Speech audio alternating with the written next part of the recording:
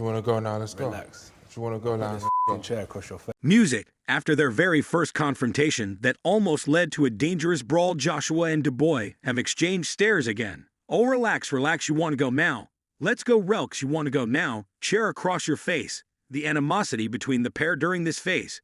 Two-Face has forced a former world champion to predict a match that would leave the victim fighting for life in an ambulance. It's more than a world title fight, it's a national rivalry that's set to be settled in the ring. It's a fight that'll be as iconic as the stadium where it'll be fought, Wembley Stadium, for Anthony Joshua.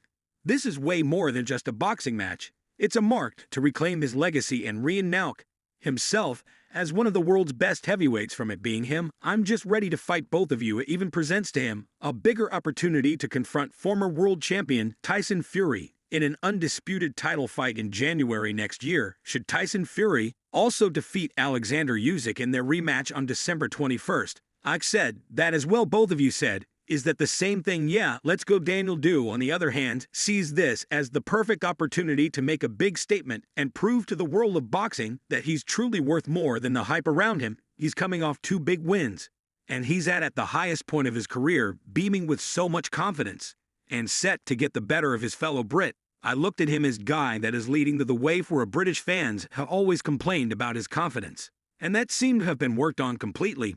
But he has to beware of Anthony Joshua's right hand, as well, something he was careless about, with Hrgovic eating 45 shots from Hrgovic in just 4 rounds. British fighters, British heavyweights, British boxing. So, however, Anthony Joshua seems to be taking this on a very personal level, as he's set to end every form of competitiveness between him and Dubois. Especially rumors about Dubois knocking him out in sparring. Joshua is keen on showing Dubois who's superior between the pair. He's been the king for a long time. And now is my time. I need to dethrone the king and slay the king. And that's what I'm going to have to do. Joshua, a former holder of the IBF title, reminisced about his training sessions with Dubois when the latter was part of the Great Britain squad. In an interview with Sky Sports, he recalled the sparring as intense, but clarified that the rumors of being floored by Dubois were false, emphasizing that although Dub landed a solid punch, he remained on his feet. Really, that was it. I mean, there's that old adage of sparring is sparring. But what were those spars like? I knew Daniel from the GB squad. I just turned professional, but I stayed around the GB squad. I'd still train there, so we would spar good spars. And this whole conversation that you're trying to get at, he just cracked me with a good shot, but I stood on my feet. I don't know where this whole narrative that he turned my lights off came from. There were a lot of people that were in the gym that day as weak, and they've come out and said nothing happened, good spar. And this whole conversation they're trying to get, he just crapped me with a good shot. Joshua is determined not to be manhandled in their upcoming fight. He expressed confidence in his abilities, stating that he would not allow anyone to knock him out or dominate him in the ring, whether in sparring or an official fight. I don't know where this whole narrative of someone turned my lights off came from, but the rumors began mainly after Frank Warren told the story to the press when Dubois turned over as a pro with him in 2017. I first heard about Dynamite when I was told an 18-year-old lad had knocked out Anthony Joshua. Warren wrote in his exclusive column with TalkSport. This was in 2016, the same year AJ became a heavyweight world champion. Dubois was a boy, and he knocked out a man in Joshua, a 6'6" man at that. What I can say is that started very much from their side on their team, Frank Warren and Daniel Du.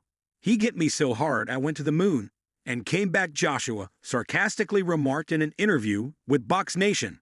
A lot of people around that time were talking about how they did this and that to AJ in sparring. None of it is true. They were good spars. The boy can fight. I told you the boy can fight. That's why I can't underestimate him, because he is a serious competitor. The same year that the infamous Joshua Dubois spar took place, AJ won the IBF heavyweight title from Charles Martin that day as well. And people have come out and said that nothing, but anyway, look, people say what they say now. 8 years on, he has the opportunity to reclaim the IBF strap against Dubois. Dubois, on the other hand, downplayed the significance of past sparring sessions, stating that they occurred several years ago and were not relevant to the upcoming fight. I don't want to talk about no sparring or none of that. It happened 7 years ago, and to be honest, I can't. Remember that he emphasized that his focus is on the upcoming match, not past training experiences. The highly anticipated clash between Joshua and Dubois will be broadcast live on Sky Sports Box Office. And days in my career, coming out of darkness And I'm coming into the light, so you know I fell down, and I'm rising back up, and Joshua will be the favorite after spectacular performances against Tyson Fury's former opponents Otto Wallin and Francis Ngannou. Both men took Fury to a hard-fought decision.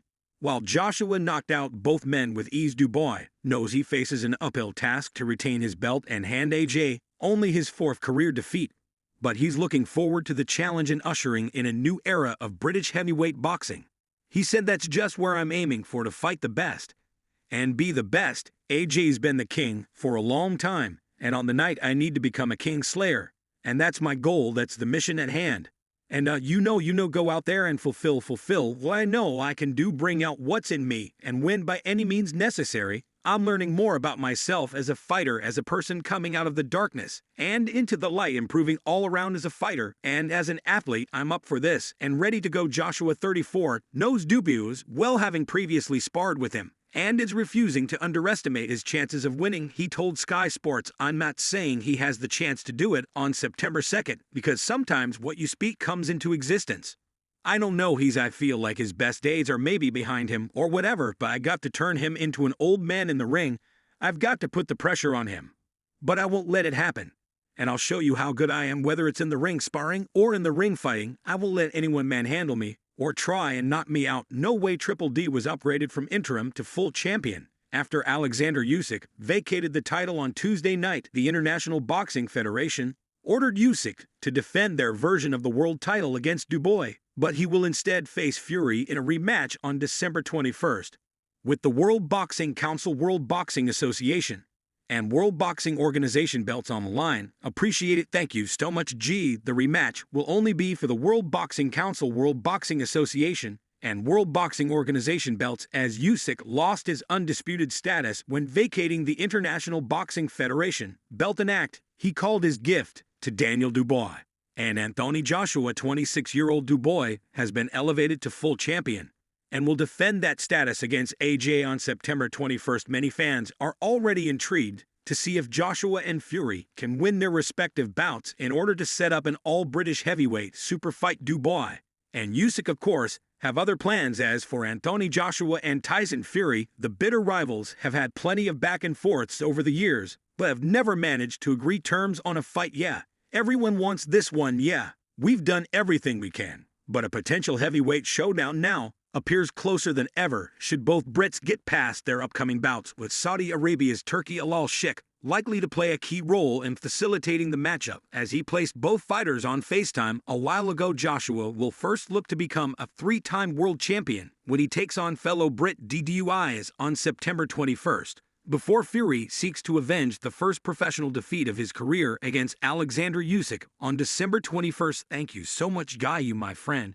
Should he win, Joshua is tipped to be his next opponent, as a FaceTime with Al-Sheikh proved. The two have already resumed their war of words after Alec put the two men on a call together, as he confirmed his intention to schedule a fight for the first half of 2025. Champ finished the job on 21 of December, and look who's waiting for you, the Saudi boxing chiefs said to Fury on the phone next to Joshua. Either way, I'm waiting for you. I'm going to get the job done either way.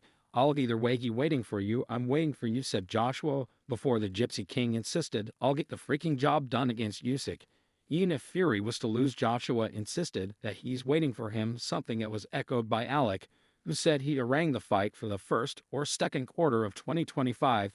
This can't wait, Joshua added with a grin and pointing to his right fist, with Fury replying, I've got two of them as well. AJ then implied you should use his fists instead of his mouth, as both fighters joked about each other's punch power. Joshua quipped, stop using this, pointing to his mouth, and use these while raising up his fists. I can see I got two of them as well. Use them, stop using this, use these. Fury then raised things a notch, replying, I'll use them both on your face, you big ugly doster. Joshua also jokingly said his fellow heavyweight looked like a tomato, and